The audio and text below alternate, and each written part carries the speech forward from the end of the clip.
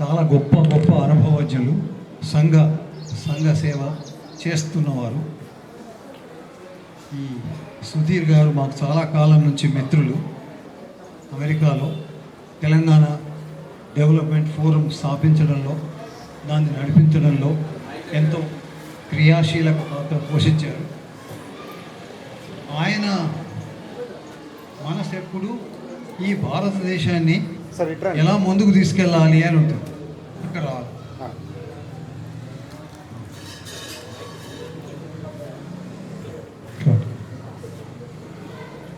Thank you. ఇప్పుడు నేను వస్తుందా? ఓకే. నేను ఇక్కడ కూర్చొని కొంచెం గమనించాను, కొంతమందికి ఆవలింతలు వస్తున్నాయా? వస్తున్నాయి. ఆవలింతలు వస్తుంటే ఇప్పుడు జరిగే కార్యక్రమం మీద మీకు శ్రద్ధ లేనట్టు. అందుకే నేను అడగదలుచుకున్నాను, చెస్ అంటే లేదా తెలుగులో చదరంగం అంటే ఎంతమందికి తెలుసు? చేతులు ఎత్తండి. చెస్ కానీ చదరంగం కానీ మీకు ఎంతమందికి తెలుసు? అక్కడ అమ్మాయిలు చాలామంది ఉన్నారు. Very good.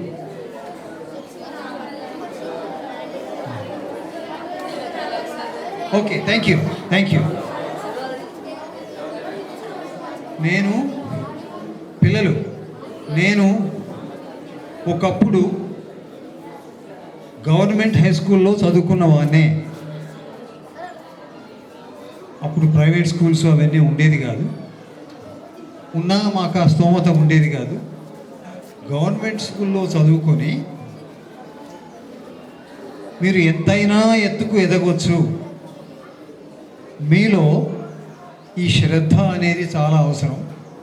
మీ సంకల్పాలు గొప్పగా ఉండాలి, దానికి తగిన సాధన చేయాలి. మీరు సఫలం అవుతారు, మీకు ఫలితాలు వస్తాయి. మీ శ్రద్ధ చాలా అవసరం, మీ కమిట్మెంట్ చాలా అవసరం. అయితే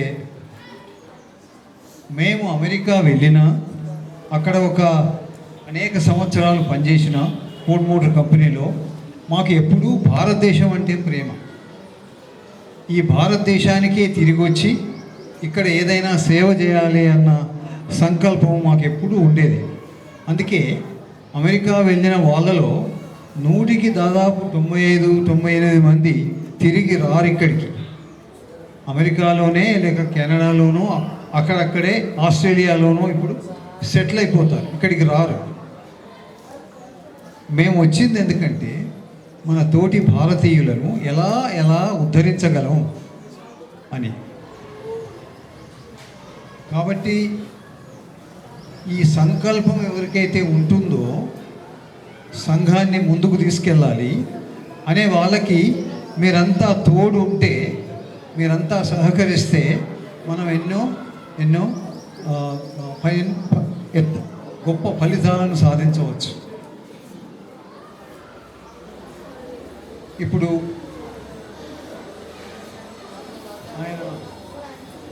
నేను హెడ్ మాస్టర్ గారిని అడిగాను, వారే చెప్పారు లంచ్ టైం ఎప్పుడు అని. 12:30 కదా, ఇప్పుడు ఎంత అయింది? 12:30 అయింది. ఒకసారి మీ కడుపుల్లో లంచ్ కావాలి, ఆకలి అవుతుంది అనే ఆలోచన వచ్చిందంటే మీకు ఏం చెప్పినా అర్థం కాదు. ఎప్పుడు వెళ్దామా, ఎప్పుడు తిందామా అనే ఆలోచనలోనే ఉంటారు.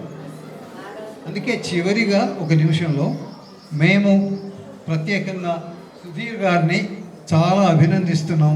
ఆయన అనేక రోజులు కుటుంబాన్ని కెనడాలో వదిలేసి, కూతురును కెనడాలో వదిలేసి ఇక్కడికి వచ్చి ఈ కార్యక్రమాలు ఇలా నిర్వర్తించడం చాలా గొప్ప విషయం కాదా?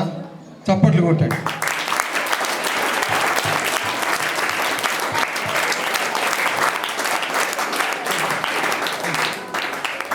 వారు మాకు ఒక చిన్న అవకాశాన్ని ఇచ్చారు.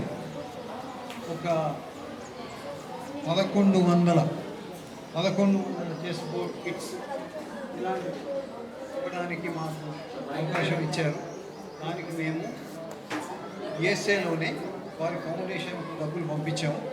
దాని ద్వారా అండి ఇట్లా మైక్ పట్టుకోరాదు, ఏం చేద్దాం. అయితే ఆయన సేవ చాలా గొప్పది. ఆయన యొక్క ఈ దృఢ సంకల్పం వల్లనే ఈ కార్యక్రమం జరుగుతుంది. మీరందరూ ఈ అవకాశాన్ని పుచ్చుకొని మీరందరూ కూడా ఈ చదరంగం ఆటను బాగా నేర్చుకోండి. అసలు చదరంగం ఆట భారతదేశ ఆటనే, తెలుసా మీకు కదండి? మన దేశ ఆటనే చదరంగం. అయితే తప్పకుండా ఈ చదరంగం ఏంటి, మన దగ్గర చాలామంది ఏమంటారు, గ్రాండ్ మాస్టర్స్ అంతా ఉన్నారు, ఇంకా తయారవుతారు. మీరు శ్రద్ధగా మీ యొక్క ఏకాగ్రత పెంచుకోవచ్చు అని పుస్తకంలో అన్నీ ఉన్నాయి. దానివల్ల లాభాలు ఏంటి అని అమ్మా శ్రద్ధ లేకపోతే ఇక్కడి నుంచి లేచిపోవచ్చు. శ్రద్ధ లేని వాళ్ళు ఇక్కడి నుంచి లేచిపోవచ్చు. మీరు వెళ్ళి లంచ్ తినొచ్చు, మాట్లాడకుండా అటెన్షన్లో కూర్చోమని చెప్తున్నారు. నేను ఒకప్పుడు చాలా స్ట్రిక్ట్గా ఉండేది, ఇప్పుడు చాలా నెమ్మదైపోయాను. అయితే ఒక లాస్ట్ విషయం చెప్పదలుచుకున్నది ఏంటంటే సమయ పాలన అంటే అనుకున్న సమయానికి ఏ ప్రోగ్రాం అయినా కార్యక్రమం అయినా ప్రారంభించడం, అనుకున్న సమయానికి ఏ ప్రోగ్రాం కార్యక్రమాన్ని ముగించడం. అవునా? నా అభిప్రాయంలో సమయ పాలన లేకపోవడం వల్ల భారతదేశం చాలా చాలా వెనుకబడి ఉంది. కాబట్టి అంటే మీరు గమనించండి, పాశ్చాత్య దేశాలు, జపాన్ కానీ ఇటువంటి దేశాలు ఇవన్నీ కూడా చాలా సమయ పాలనకు ప్రాముఖ్యత ఇస్తారు. మీరందరూ కూడా సమయ పాలన తప్పకుండా చేయాలి. స్కూల్ ఈ టైంకు స్టార్ట్ అవుతుందంటే వస్తారు. అదేవిధంగా ఎగ్జామ్ ఫలానాడు ఉంది అంటే దాని కొరకు మీరందరూ తయారై చదువుకొని మీ సమయాన్ని సక్రమంగా వినియోగించుకొని సమయానికి ఎగ్జామ్ హాల్కు వెళ్ళి పరీక్షలు అన్నీ రాస్తారు. సో సమయ పాలన మన దేశ పురోగతి కొరకు చాలా అవసరము. మీరందరూ కూడా సమయ పాలన పాటించండి. ఈ అవకాశాన్ని ఇచ్చినందుకు చాలా ధన్యవాదాలు. నమస్కారం.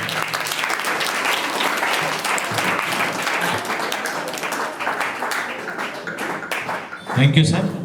మీరు ఇచ్చినటువంటి అమూల్యమైనటువంటి సందేశాన్ని అందరూ పాటిస్తామని ఈ సందర్భంగా తెలియజేస్తున్నాం. ఇప్పుడు నెక్స్ట్ డిస్ట్రిబ్యూషన్,